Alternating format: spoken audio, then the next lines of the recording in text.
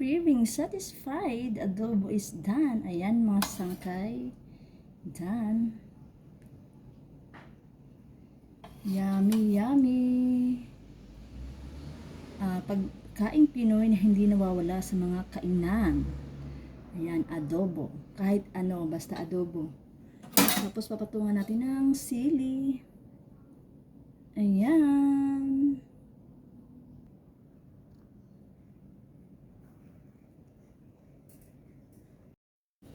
Hello mga sakay. Welcome to my live. Welcome to my live. Gagawin ako ng pork adobo. Alam ko naman halos lahat alam ng lutuin nyo. Pero gusto ko lang ipakita yung sa akin. Actually, iba-iba style ng pork adobo. Minsan iba, minamarinate muna bago igisa. Minsan naman iba diretso gisa. Yeah? Minsan naman iba piniprito.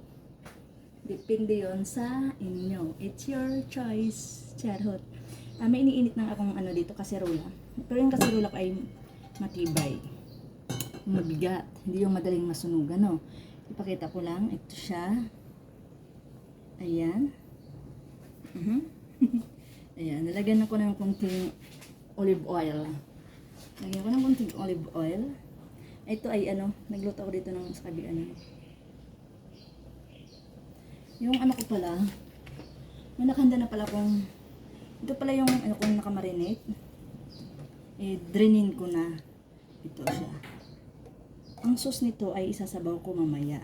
Ito drainin ko na para hindi magtalsik-talsik mamaya. Pero alam ko tatalsik-talsik din ito mamaya. Meron din ako, nilagyan ko na yan ng, wait lang.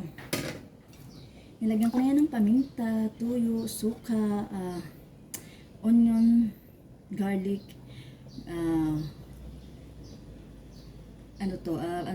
laurel.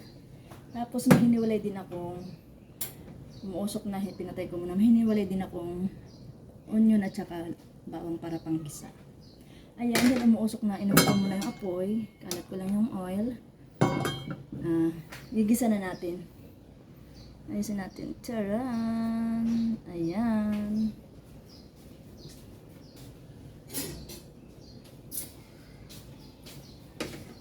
Enough ko yung apoy.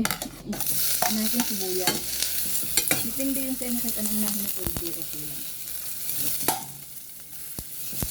Sunodin natin yung bawang.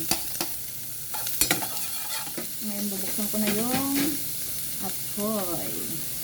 Kasi pero hinaan lang natin. Hinaan lang natin. Ayan. Ayan mga sangkay, pwede ko na ilagay yung meat para mag-isa siyang maigi. Ayan, iwas siya, talsik-talsik. Maliliit lang hiwa ko kasi actually pang hinodo. Ginawa ko pang adobo. Tama lang slice na yan. Ayan.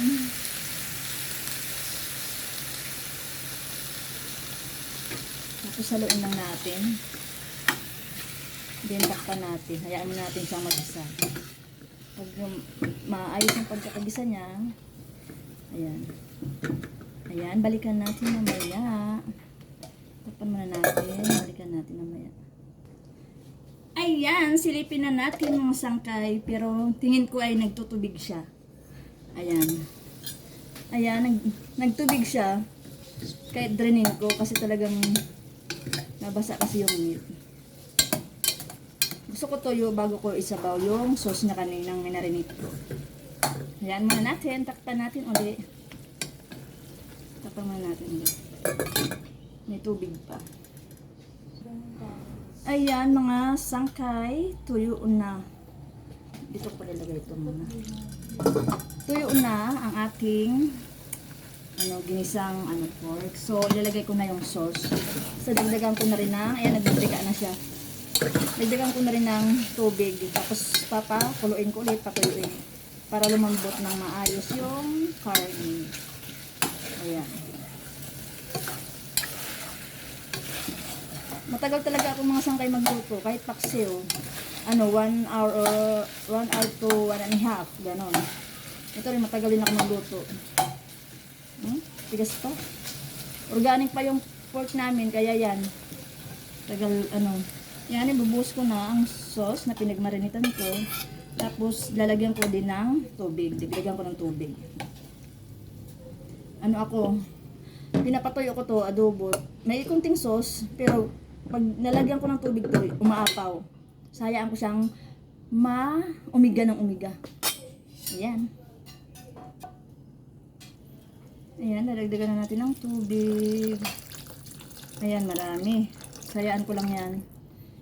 Umiga. Maaga pa naman, 11 pa lang. Ayan, takpan muna natin. Ito mga sangkay, daragdagan ko lang pala siya ng chicken powder. Nanigas na itong chicken powder ito ah.